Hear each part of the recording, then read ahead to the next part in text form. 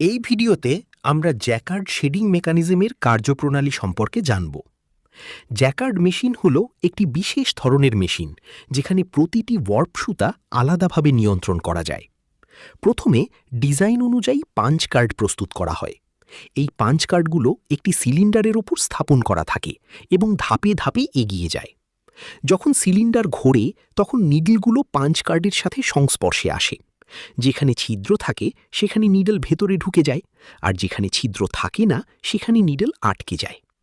যে নিডলগুলো ভেতরে প্রবেশ করতে পারে সেগুলো হুককে সক্রিয় করে। এই হুকগুলো হার্নেসের সাথে সংযুক্ত থাকে। এর ফলে নির্দিষ্ট কিছু ওয়ার্প সুতা উপরে উঠে যায় এবং বাকিগুলো নিচে থাকে। এই প্রক্রিয়ায় একটি শেড তৈরি হয়। এই শেডের মধ্য দিয়ে ওয়েফট সুতা প্রবেশ করানো হয়, যা কাপড় তৈরির মূল ধাপ। প্রতিটি পাঞ্চ কার্ড অনুযায়ী এই প্রক্রিয়া পুনরাবৃত্তি হয়, ফলে ধাপে ধাপে সম্পূর্ণ ডিজাইনটি কাপড়ে ফুটে ওঠে।